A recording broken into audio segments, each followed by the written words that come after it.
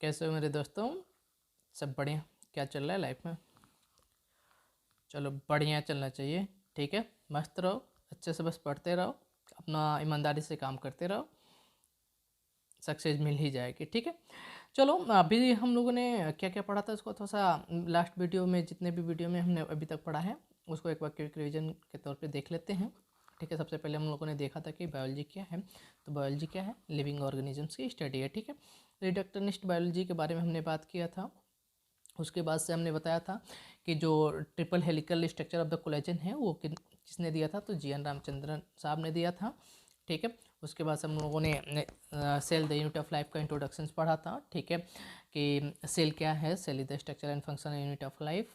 ठीक है, सेल जो है वो सभी लिविंग ऑर्गेनिजम्स का बेसिक यूनिट है।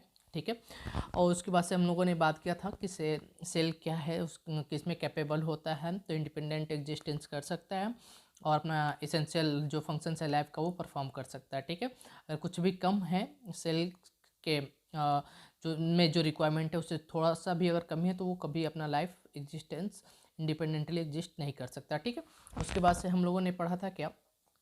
सेल्स की डिस्कवरी किसने किया था? तो रॉबर्ट हुक ने। तो रॉबर्ट हुक ने किया था, जो सेल देखा था, डिस्कवर किया था, वो एक्चुअली क्या था? डेड सेल था। ठीक है, लेकिन लिविंग सेल्स की अगर बात किया जाए तो किसने डिस्कवर किया था? एंटोनी वॉन लीवेनहॉक ने। ठीक है, उन्होंने माइक्रोस्कोप से देखा था, माइक्रोब्स को, अमीबा, पैरामीशियम, यूनिसेलुलर ऑर्गेनिजम्स को देखा था। ठीक है, उसके बाद से आया था सेल थ्योरी। तो सेल थ्योरी किसने दिया था? स्लाइडेन एंड स्वान ने। अब हमने इसमें बात किया था कि स्लाइडेन ने केवल प्लांट सेल पे स्टडी किया, प्लांट पे स्टडी किया था, और स्वान ने किस पे? Plant cell and animal cell दोनों पे स्टडी किया था। ठीक है, इन्होंने दोनों ने मिल करके क्या किया था? सेल थ्योरी फॉर्मुलेट किया था, सेल थ्योरी दिया था। लेकिन इन्होंने ये नहीं बताया था अपने सेल थ्योरी में कि एक सेल से दूसरा सेल कैसे बनता है। तो वो इसको बताने के लिए आए हमारे साइंटिस्ट थे, कौन? रुडोल्फ विर्को साहब। उन्होंने बताया कि सेल का क्या होता है? डिवीजन होता है और एक सेल से दो सेल्स बनता है। तो ओमनी सेलुलर ई सेलुलर that means pre existing cells, जितने भी नया सेल्स है, new cells are formed from pre existing cells. नया जो सेल बनता है वो पुराने जो सेल्स हैं उन्हीं से बनता है। ठीक है, तो इन्होंने फाइनल शेप दिया था सेल थ्योरी का, किसने? आर विर्को ने। उन्होंने क्या बोला? All living organism are composed of cells and product of cells and all cells are arising from pre existing cells. उसके बाद से हम लोग एन ओवरव्यू ऑफ सेल देखा था कि सेल में कौन कौन से पार्ट्स होते हैं, कौन कौन सा स्ट्रक्चर होता है उनका। सेल वॉल होता है, कुछ में होता है, कुछ में नहीं होगा। ठीक है, उसके बाद से हम लोग बात करें प्लाज्मा मेम्ब्रेन, उसके अंदर आएंगे तो फिर उसके बाद से देखेंगे कि क्या सेल और उसमें सेल ऑर्गेनेल्स जो हैं, ठीक है, न्यूक्लियस है कि नहीं है, तो कैसा है। उसके बाद से हम लोग ऑर्गेनेल्स के बारे में बात किए थे सब।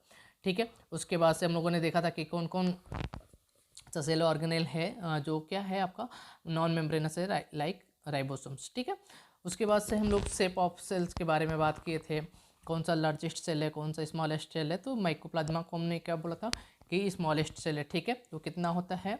0.3 माइक्रोमीटर इन लेंथ। ठीक है, जबकि बैक्टीरिया का जो साइज होता है वो 3 से 5 माइक्रोमीटर, 3 to 5 माइक्रोमीटर्स हो सकता है। ठीक है, और सबसे लार्जेस्ट जो सेल्स है एग ऑफ एन ऑस्ट्रिच है।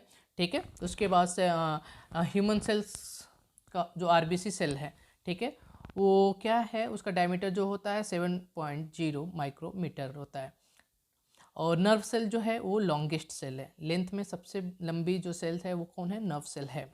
ये वन लाइनर सेल्स हैं। ठीक है, उसके बाद से हम लोगों ने बात किया था प्रोकैरियोटिक सेल्स के। प्रोकैरियोटिक सेल्स के फीचर्स के बारे में बात किया था हम लोगों ने कि इनमें कौन कौन इंक्लूड होते हैं। तो बैक्टीरिया, ब्लू ग्रीन एल्गा, ठीक है, जिसको साइनोबैक्टीरिया बोलते हैं, mycoplasma and pleuro like pneumonia like organism, PPLO. ठीक है, इसके बारे में बात किया था हम लोगों ने।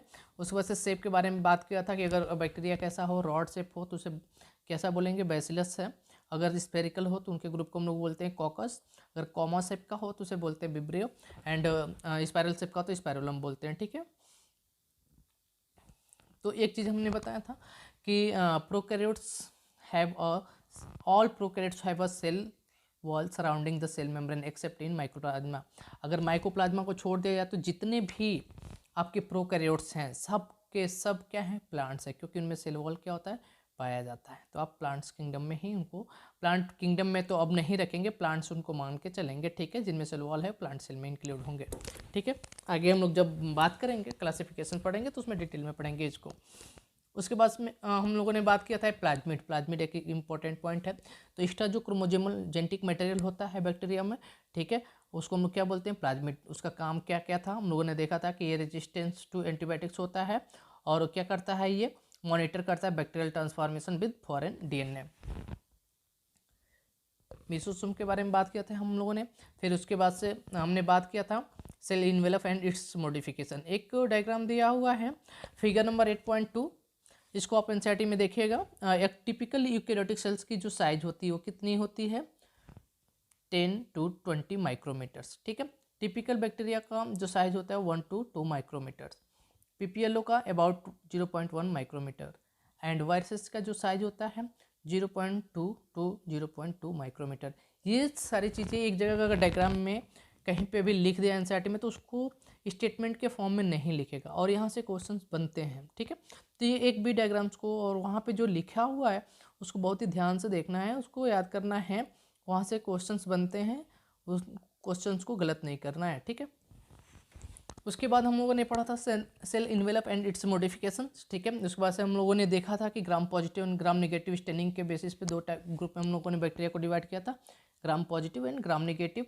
उसके बाद से हम लोगों ने देखा था कि इसका सेल इन्वेलप जो बैक्टीरिया का होता है कॉम्प्लेक्स होता है, 3 लेयर्ड होता है। जो आउटरमोस्ट होता है वो क्या बोलते हैं, उसको ग्लाइकोकैलिक्स का बना होता है।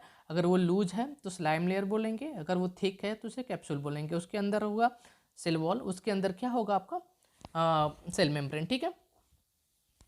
मेसोसोम के बारे में बात किया था, तो ये स्पेशलाइज्ड मेम्ब्रेनस स्ट्रक्चर होता है, डिफरेंट शेप में पाया जा सकता है। इसका काम क्या है आगे हम लोगों ने सारी लास्ट वीडियो में देखा हुआ है।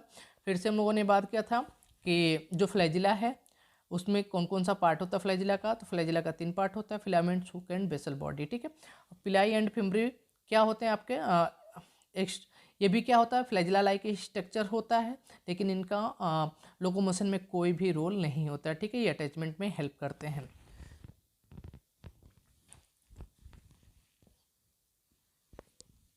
राइबोसोम्स एंड इंक्लूजन बॉडी, तो हमने बात किया था कि प्रोकैरियोट सेल में जो राइबोसोम्स होते हैं वो 70 स्टेप के होते हैं, ठीक है। उनके 2 सब यूनिट होते हैं, 50S + 30S, ठीक है। और पॉलीसोम्स या पॉलीराइबोसोम्स के बारे में बात किया था। क्या होता है, जब एक mRNA पे बहुत सारे आपके राइबोसोम्स आके अटैच्ड हो जाते हैं तो उस स्ट्रक्चर को हम लोग पॉलीसोम या पॉलीराइबोसोम्स बोलते हैं, ठीक है। अब इसका काम क्या है, तो प्रोटीन सिंथेसिस, ठीक है, ट्रांसलेशन।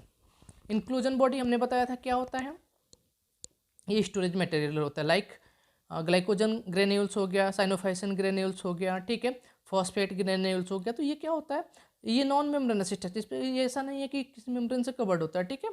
तो ये वैसे ही क्या होता है, साइटोप्लाज्म में इसके फ्लैट करता रहता है, तो इसको हम लोग बोलते हैं क्या, इंक्लूजन बॉडी, जो इसका रिजर्व मटेरियल्स है प्रोकैरियोटिक सेल्स में, ठीक है।